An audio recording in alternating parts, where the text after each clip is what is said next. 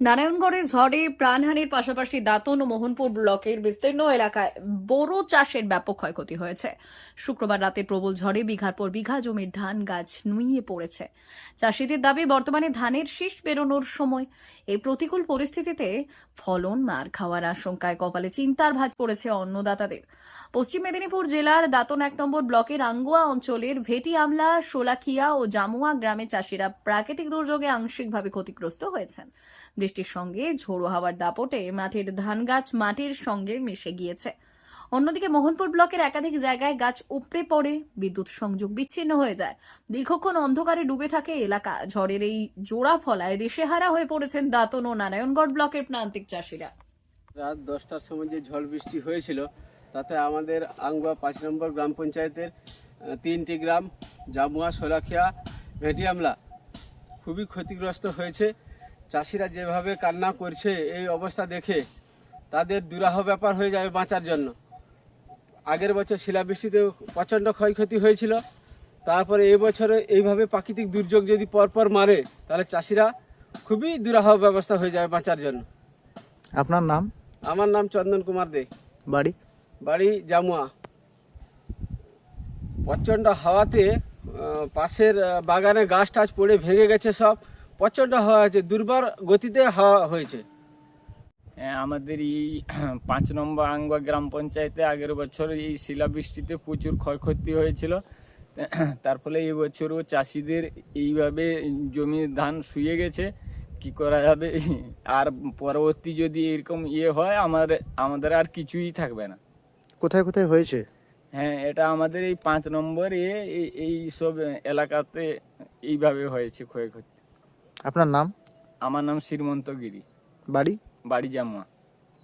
ক্ষতি হয়েছে আমাদের আঙ্গুয়া 5 নম্বর অঞ্চলে, শোলাখিয়া, ভেটি আমলা, জামুয়া, আংশিক ক্ষতি হয়েছে।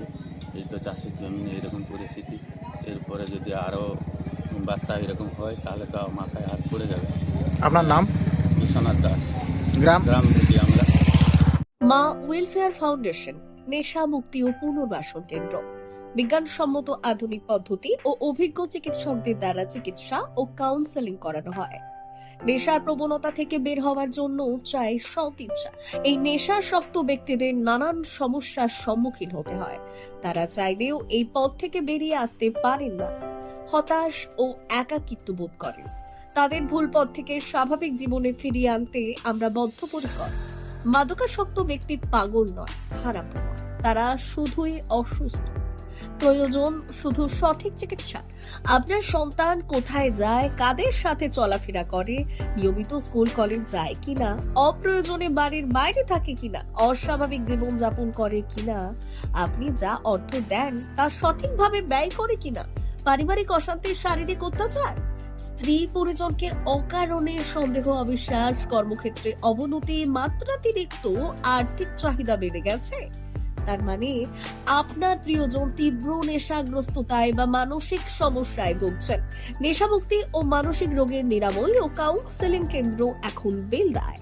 মদ, গাঁজা, ড্রাগস ও ইত্যাদি বিভিন্ন ধরনের নেশা এবং মানসিক রোগের চিকিৎসা করতে হলে আজই আসুন মা ওয়েলফেয়ার ফাউন্ডেশন। এখানে আমাদের চিকিৎসা পদ্ধতি: 1. নেশাগ্রস্ত রোগী এবং তার পরিবারের কাউন্সেলিং এর ব্যবস্থা। 2. নিয়মিত যোগ, প্রাণায়াম ও ধ্যানের মাধ্যমে এবং মোটিভেশনাল ক্লাসের মাধ্যমে রোগীকে সুস্থ করা। 3. নিয়মিত ডাক্তারি পরিষেবা ও অভিজ্ঞ সাইকোথেরাপিস্ট দ্বারা কাউন্সেলিং এর ব্যবস্থা প্রদান। 4. প্রত্যেক রোগীর নিজস্ব শারীরিক এবং সামাজিক বৈশিষ্ট্য অনুযায়ী পৃথক পৃথক কাউন্সেলিং এর ব্যবস্থা, অভিজ্ঞ পরামর্শদাতার পরামর্শ প্রদানের ব্যবস্থা। 5.